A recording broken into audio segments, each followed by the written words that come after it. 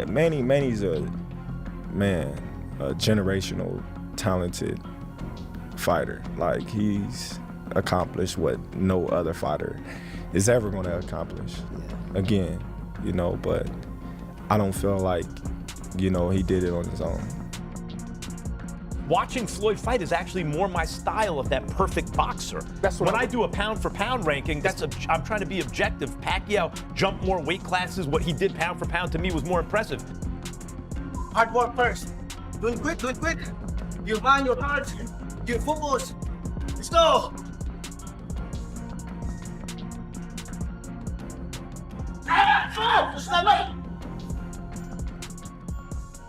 Floyd Mayweather noted that while speed may decline over time, power, skill, and legacy remain, keeping victory within reach. You may lose speed, you may lose athleticism, but that power gonna still be there. Look at George Foreman. Right.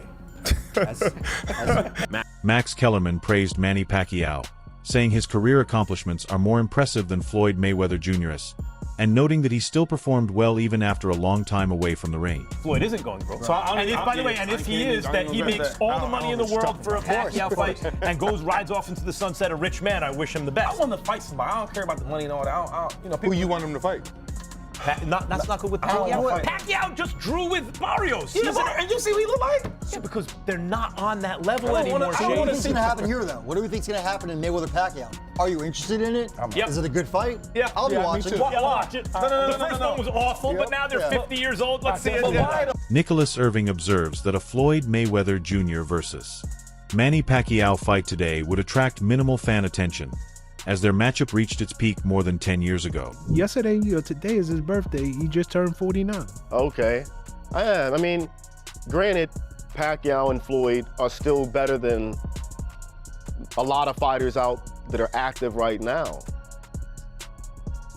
That's how good they were in their prime, and that's the dedication they had to the sport. But, like, again, no one asked for a Floyd-Pacquiao fight, part 2. We've already watched the first one, and I think that first one should have happened way before in his career. Way before that fight, back when they were both, hungry dogs and not hopping around trying to this fight to keep a whatever record. Pacquiao's my guy too, but I just don't have a desire to watch these two go back at it again. I saw the first one, and it was just like every other Floyd fight after he broke his hand. Joe Rogan tells Jim Lampley that Manny Pacquiao's power is unparalleled, having conquered 8 weight divisions with an exceptionally remarkable record. That he kept his power through 8 weight classes. That is just wild. Like, what other fighter can you name that went through 8 different weight classes as a world champion? I can't. None. No, obviously. Jim Lampley explains that power punching is a science, and Manny Pacquiao executes it with natural precision. Power punching is not a physical gift. Power punching is a science. Power punching is the product of real technical knowledge. Power punching is about footwork, weight shift, the angle at which you deliver the punch, all sorts of things not directly related to your strength or, quote, power. Even at his age, Manny Pacquiao stays determined and strong, believing that success in boxing relies on desire, skill, and dedication rather than age. I missed boxing for 4 years. It's good for me, for my body, because I've been I started boxing when I was young, so good for my body to rest for 4 years, and then now I come back. I feel like I'm, the passion, the fire in my eyes, to work hard, like that, is still there.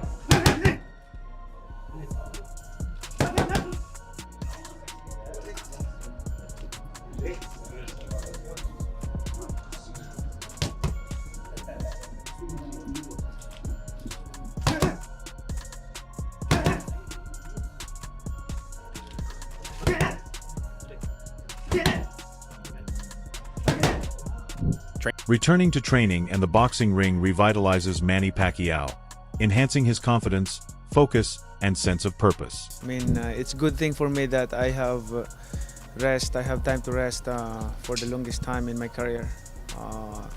It help a lot for my body and my mind relaxing. And this time around, I am so excited, and feeling like I'm young.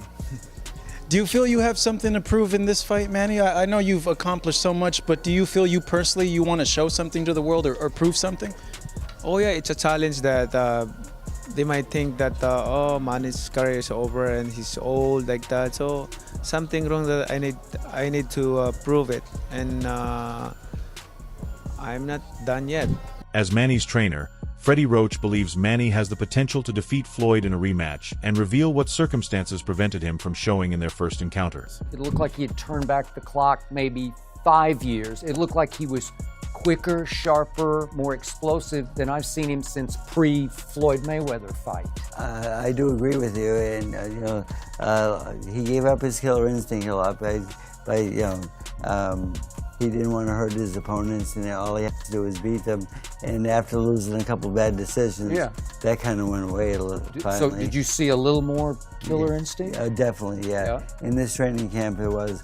Even in his last fight, it was a little more. He's shown a little bit more each fight, and then in this training camp... Manny dedicates himself completely to boxing, stating that his full focus is on the sport, leaving all distractions aside. You know, I miss the sport I love since when I was young. And after, but it's good for me because when I rest 4 years, like my body is still okay, and then I keep on, even though I hung up my gloves, but I always work out, playing basketball. Oh, you do still? Yeah, work out, playing basketball, gym, and badminton, like that. So, because my house is, I have my own gym. So that's good. I can work out basketball, badminton, like that, things like that. But what did Freddie Roach say when you called him and said, Freddie, we're gonna fight again? What did he say to you?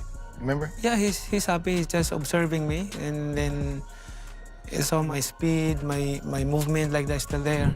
In training camp, Manny displays exceptional speed, moving with precision and agility, highlighting his sharp reflexes and explosive boxing abilities. Tara, samahan natin sa laban niya. Ang isang nag-undergo ng training ay hindi lamang po ito para sa ibang tao o para sa kanino man, kundi para din sa ating sarili. We undergo training because we want to learn more and we want to improve ourselves.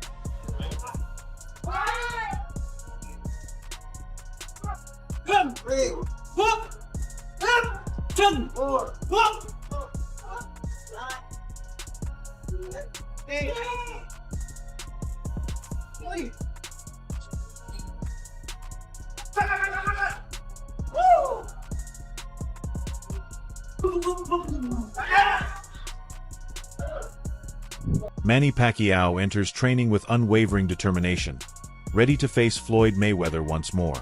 This time, his focus is entirely on preparation, leaving behind past distractions, injuries, and setbacks. Every punch, movement, and drill is purposeful, enhancing both speed and power while maintaining precision and safety. He trains with discipline, refining his timing, footwork, and strategy to ensure he performs at his peak without risking injury. Manny's mindset is clear. This rematch is about skill, focus, and flawless execution. Fully committed, he approaches each day with intensity, ready to give his all while safeguarding both his body and his legacy. When the time comes, comes to my mind, my heart, busy, tired. Then forget about boxing. Yeah, right? But as long as you have passion, dedication. You still have fire. Yes, of course. But look at your body also. Sometimes your mind is active, but your body Mine stopped a long time ago. So that's why I'm trying. Nicholas Irving points out that if a fight between Manny Pacquiao and Floyd Mayweather Jr. was truly meant to happen, it would have taken place over a decade ago. He notes that 11 years ago, both fighters were at their peak, and the boxing world was fully engaged with the matchup. However, the fight never occurred then. Now, more than 10 years later, fan interest has notably declined. Irving suggests that the current push for a rematch seems more like an effort to create a spectacle than a genuine contest between two prime athletes, which, in his view, makes the fight feel more commercial than historically significant. I just think it just, beating up, Mike Tyson and the whole Pacquiao thing, just like no one asked for it. No, and in terms of the Floyd Mayweather Pacquiao fight, I'm with you, and I am a boxing fan. When they fought the first time, it was 5 years too late. Exactly. It's been 11 years since that first fight. Damn. Yeah, it's been a minute. Like a legit 11 year. I think they fought somewhere 2016, yeah, maybe 2015, 2016. This is the fight nobody asked for. Yeah. And if y'all didn't make that fight worth watching when you were 11 years younger. Sean Porter recently shared his view on the upcoming Manny Pacquiao versus Floyd Mayweather Jr. fight, highlighting that Manny taking this bout doesn't hold the same weight as it might seem. Porter explains that the main motivation for Mayweather returning to the ring is largely financial. He points out that Floyd's career has been defined by wealth, luxury, and living life on his own terms. Private jets, lavish purchases, and high-profile events. According to Porter, many of Mayweather's major decisions have often centered on maximizing earnings rather than solely chasing competition or legacy. When you do see a fighter retire and then come back, don't jump to the conclusion that that fighter is broke. Don't jump to the conclusion that that fighter don't know what else to do with their lives. Understand that that fighter has put in countless hours and days and years, upwards to the 30 and 40. And when that person says, I'm going back to work, that's essentially what they're doing. They're just going back to work. Can't be too mad at it. I think the main thing, I don't know how much people are mad and hate Manny, but Floyd's whole persona was, I print money. I'm bigger than the dollar. Yeah. Hey, I'm Floyd Money Mayweather. Yeah. I got a private jet. I got a house here, mansion here. Everything was money, money, money, money, money. And people watch Floyd for majority of his career for him to lose. Yeah. So it's like, oh, you lost all that money. People just want to see him Right. Floyd lose because of the persona he built up. Floyd Money Mayweather. Porter adds that a genuine rematch with Manny was never part of Mayweather's plan. After their first encounter, Floyd had clearly defeated Pacquiao and simply walked away, leaving no opportunity for a return fight at that time. Porter suggests that the notion of a new bout is less about proving superiority and more about generating revenue, attracting fans, and capitalizing on lingering interest in their rivalry. While Manny's involvement may excite audiences, Porter emphasizes that the driving force behind the fight is Mayweather's business-oriented approach and his aim to maintain financial control. And if he's forced at almost 50 years old to come out of retirement to jeopardize his own, which he never really wanted to jeopardize. He never wanted to give Pacquiao his rematch. I beat him. Yeah. I walked away in his mind and with a record to back it up. You know, it's he has a seat at the table of the greatest who ever did it. I don't think he ever wanted to jeopardize it. And so if you're coming back having to jeopardize it when you didn't really want to, and people could argue it's not jeopardized, he'll always beat Pacquiao 7 days a week and all that. That's a different dynamic. I don't think a rematch was needed at the time either. Well, it's not needed now. Yeah, but that back then, Yeah, it's not needed now. So I think there's a difference though between, I'm fighting for money. Yes, I'm still in my prime or close to it. I could still operate at the highest level, and I'm coming back because I owe people money and I need to get back to that. Meanwhile, Paulie Malignaggi and Chris Algieri break down Manny Pacquiao's power and technique, highlighting that even at 47, his punches remain impactful. Malignaggi points out that Pacquiao's punches feel like bricks, combining speed with force. Unlike many fighters who rely solely on quickness, Pacquiao mixes velocity with explosive snap, delivering hard-hitting punches despite his age. The analysts also note how Pacquiao appeared in his fight against Mario Barrios. After a 4.5-year layoff, he still threw powerful punches, though the explosive snap of his prime had lessened. Malignaggi adds that Barrios' limited reactions contributed to Pacquiao's perceived effectiveness, as Barrios only threw punches from specific positions, giving Pacquiao clearer targets. Myself, Keith Thurman, Pacquiao's bricks in his gloves. Like they're just He was hard. different at 47, even at 40, he had that snap. No, the snap. The difference is so I always said this about Pacquiao. But like, how's he punch? I mean, I'll make you punch is good. He's very, very fast, but also at the end of that is a brick. Because you could be really fast, you hit somebody with a feather. It's not, it'll get you reacted. No, he hits you. It's like boom, whoa.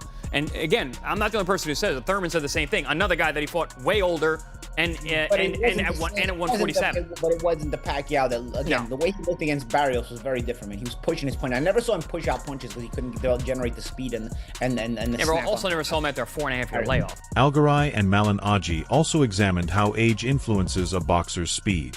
After years away from the ring, even an elite fighter like Pacquiao cannot fully recreate the explosive snap of his 20s or 30s. Yet, the force and precision of his punches still leave an impact, showcasing his technical mastery. The discussion then shifts to legacy, noting that a rematch with Floyd Mayweather Jr., while intriguing, would primarily matter to the fighters themselves. Although the public may debate its significance, the result would carry personal meaning, serving as a final statement on their careers.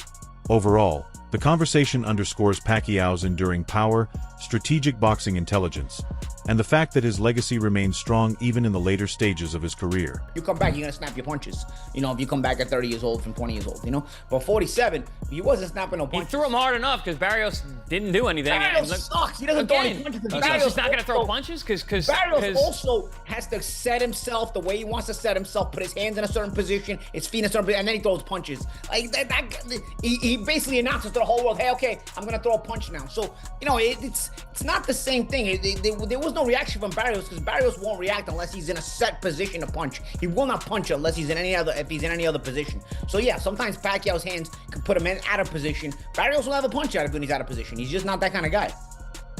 This idea too, and you brought it up about Pacquiao saying, "I'm going to give him that L. This is going to carry that. He's going to carry this with him the rest of his life." Is legacy secure at this point? Yeah. If Mayweather loses, should he, which is certainly possible in September. Dan Rafael explains that the Manny Pacquiao vs. Floyd Mayweather fight has been meticulously scheduled, coordinating both fighters' timelines to enable a September 19th matchup at the Sphere in Las Vegas. He stresses that this planning is deliberate, allowing both athletes to train properly while heightening fan anticipation.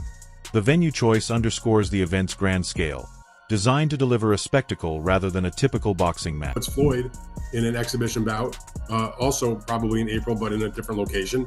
And it sets them up on the same time schedule where if they're going to do a rematch, September 19th at the Sphere in Las Vegas. The fact that Netflix is doing it is not surprising at all. That's always been what they've been talking about doing.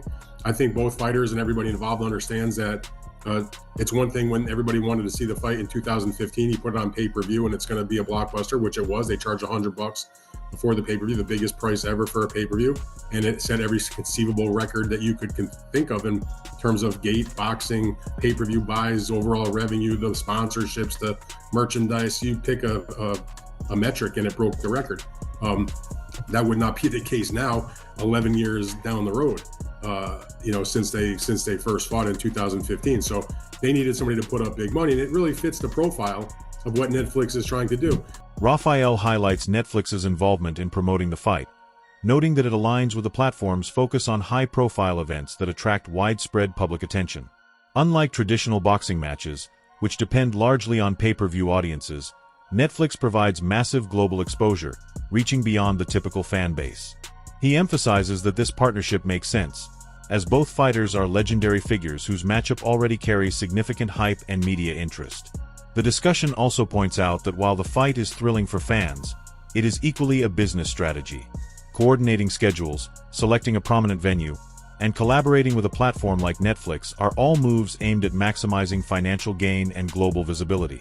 Rafael underscores that the combination of timing, media strategy, and venue choice transforms the fight into an event that transcends sports, positioning it as a potential cultural milestone in boxing history. They want to do big events, and whatever you want to say about it, maybe not for guys like me or you who are involved in doing boxing-related stuff on a daily basis, but for the regular person that's scrolling through Netflix to see what's on a weekend night. They're going to look and say, oh, Mayweather, Pacquiao, I know those guys. They're as famous as any boxers in the world. And if it doesn't cost me any extra money and I'm just paying my normal subscription, yeah, I'll check it out. And it's going to do big numbers. That's why Jake Paul versus Mike Tyson did the numbers it did. And that's why, we saw them be interested in a fight like Jake Paul against Anthony Joshua and the other events that they have done. Tyson Fury's come back as they try to, build up more in the UK. And this is going to be the same situation. They put out a lot of money to do the fight, but not as much as what obviously they generated in 2015. And, it will be, it'll be a big event, But how much of a fight it will be, who the heck knows? That's it for today's video. Stay tuned until next time.